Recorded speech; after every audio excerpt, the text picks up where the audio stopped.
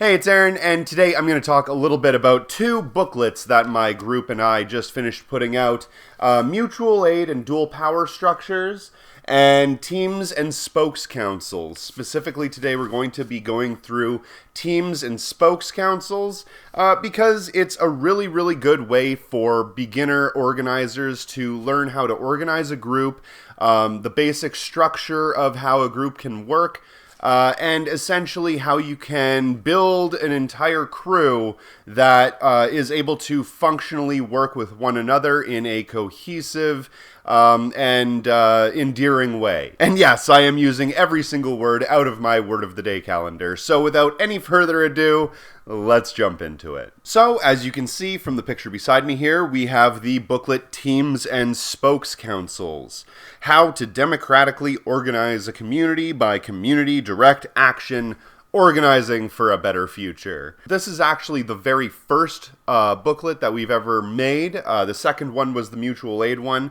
And this one was more or less made out of necessity because we needed to kind of set in stone how certain organizational structures function and basically leave nothing up to anybody's imagination. And I feel like when you set the groundwork, when you lay down the foundation of a group, doing something like that is very important because things can very quickly devolve into complete chaos if it isn't done that way. So we're going to be going through this page by page, and you can follow along with the pictures here, or you can download the entire booklet from the link in the description box below. And without any further ado, let's jump into it. Okay, so on the very first page, page 0, I guess, on the table of contents, we have what is a spokes council, how does it work, requesting a spokes council meeting, what is the job of a spoke, 3 basic forms of democracy within a team and within a spokes council meeting.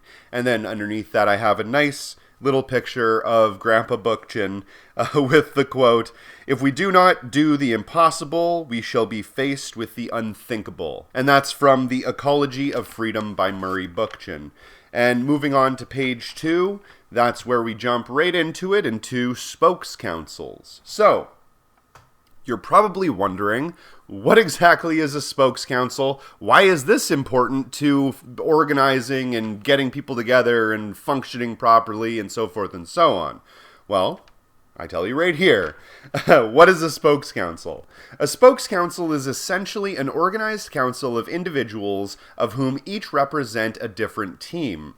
In a community fridge, for instance, you might have a culinary team, a donation pickup team, a social media team, and a cleaning team. Okay, so essentially, one person from each team goes to the spokes council meeting as a representative of that team, and then they basically take back the information from that meeting to the rest of their team so they can explain what the meeting was about and some of the solutions that were brought up. So how does it work? Well, each team would elect, nominate, or randomly select one member from their team to be the representative or spoke in the spokes council meeting. Each spoke will attend a spokes council meeting to coordinate with each other on important issues. This will allow smaller group meetings to occur and relieve the stress of having large in-person meetings. And then in the next section we talk about how you request a spokes council meeting. And I think that it's important to have that on the first page so people don't have to flip through an entire book to find out how they do the thing that they want to do. They just open it up, there it is. And under that heading it says, any member of the community can request a spokes council meeting. The request should be sent through a formal letter or email to the community directly with the tagline, Spokes Council Meeting Request, in the title. Requests should be limited to 1 request per person per topic, as not to spam the email, and must clearly outline the reason for calling said meeting. Once the request is received, it will be brought up in the next scheduled spokes council meeting to be voted on by all of the volunteers and community members. Spokes council meetings can also include representatives from local orgs as well as community members interested in taking part. All Spokes Council meetings can be fully transparent and open to the public. And obviously that sort of thing varies. If you're in a different type of group, like say street activism or anti-fascism, that sort of thing, and you don't want to have everybody and their dog knowing exactly what you're doing, then obviously it can be made into a more closed-door affair. But for community building, for doing mutual aid, for free stores, community fridges, that sort of thing, keeping everything above board and open to the public, I think, is the best possible solution. So next on page 2, we have what is the job of a spoke? What exactly is a spoke anyway? Well, the job of the spoke is to go to the Spokes Council meeting, bring up concerns or points of note, and take back the information to their respective teams so they can ratify what was proposed.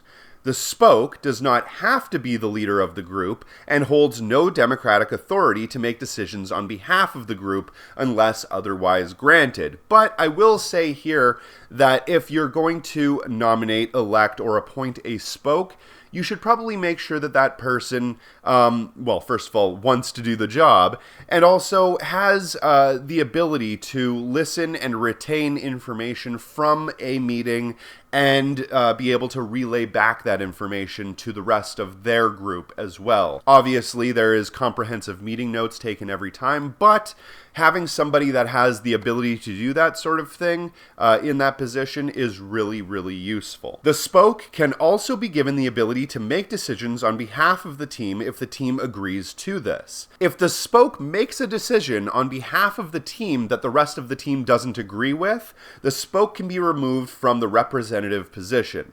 And this can happen basically at any time whenever the rest of the group votes to do so. If the spoke misrepresents the desire or goal of their team, then they're just not doing a very good job as a spoke, and they need to be replaced by somebody who can do it so you can all operate functionally. If a spoke is appointed with the ability to make democratic decisions on behalf of their team, they should follow by the 3 forms of democracy laid out in page 3, which we'll get to in just a moment. And the bottom section is a note that most votes should be cast as blind votes. A blind vote is any method of voting in which nobody can see how you are voting and therefore cannot be influenced by it. Of course, this is not necessary in every single case, but should be considered important to maintain a fair democratic process.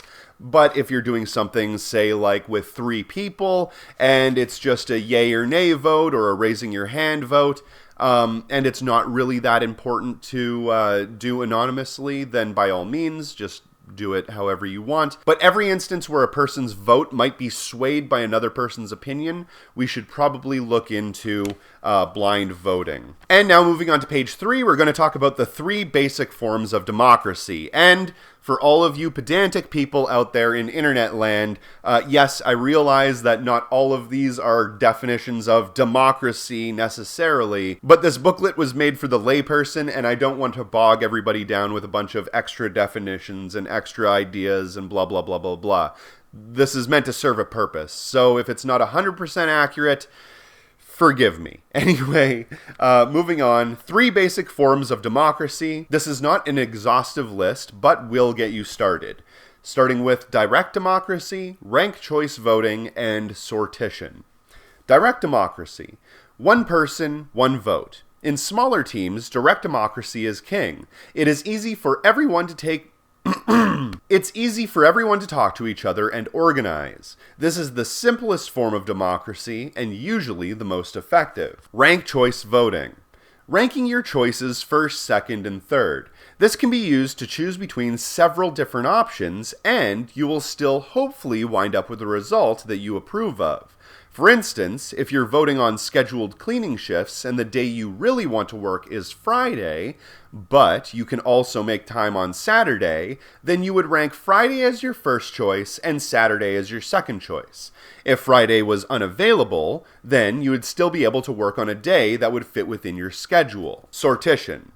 Sortition is the selection of representatives as a random sample from a larger pool of candidates. Essentially, it's like drawing straws. You get a bunch of qualified individuals that want to do the job in a room, and you select one of them at random. You can do this by putting names into a hat, literally drawing straws, or doing things in more futuristic ways, like using random number generators and that sort of thing. Now, these three forms of democracy are fundamentally different than the usual representative democracy we see in national politics. And that's important because it's necessary to understand that the way we do things on the national scale, with presidents or prime ministers or what have you, is not the only way to actually have a functioning system. We can obviously do it together without having a strong man elected at the top.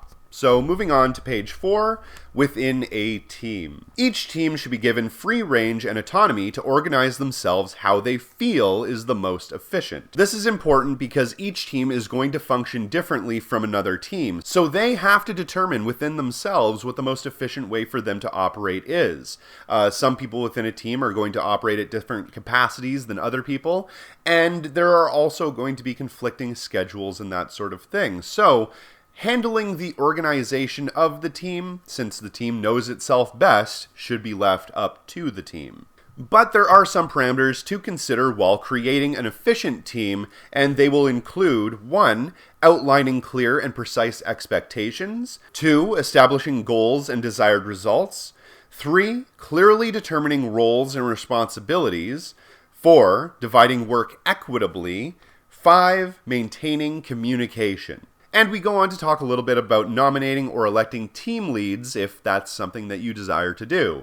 So, nominating or electing a team lead or leads to organize and direct the operations can be done through a democratic process outlined on page 3. Note, team leads are nominated or elected to serve the purpose of organizing the team and is accountable to said team.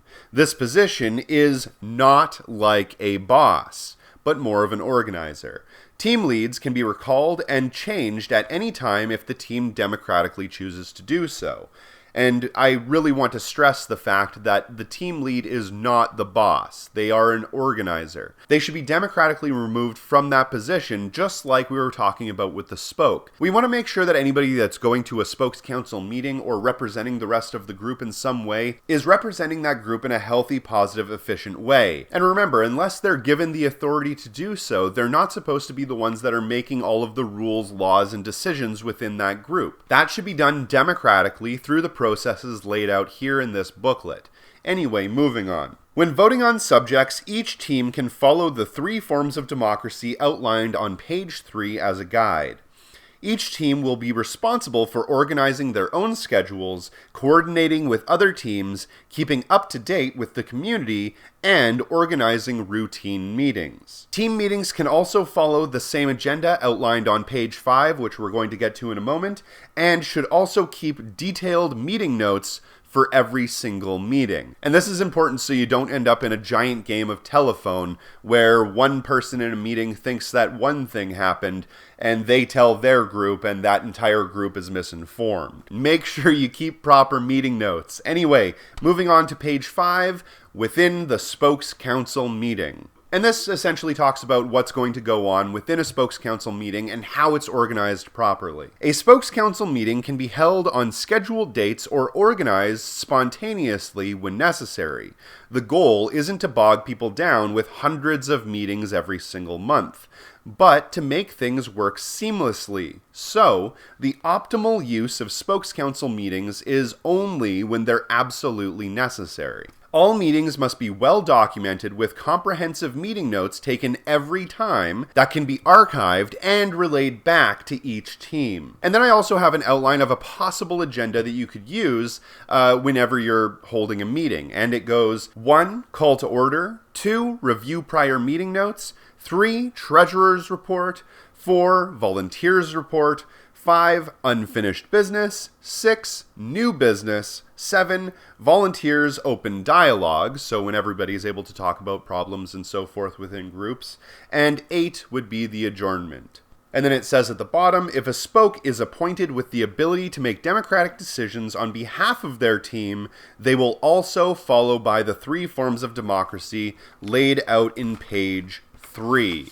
And that's basically all of the booklet. That is Teams and Spokes Councils, the booklet, made by Community Direct Action, our little organization here that wants to help bring anarchist and socialist and leftist ideas to a much broader audience. You can pick up this book, obviously linked in the description box below, and also our other seminal work.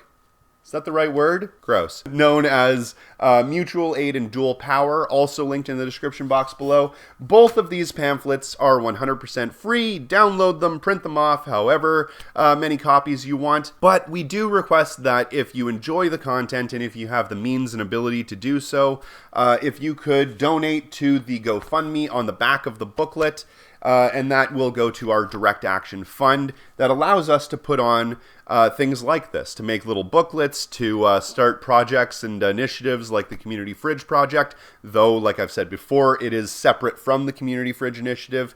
And we also do posters and leaflet drops and that sort of thing as well. So, if you want to help us and our crew do our thing, donate to that. And for everything else, check out all the links in the description box below. If you have any specific comments, questions, or concerns, send me an email, also linked in the description box below. With all that being said, thank you very much for watching. Have a nice day.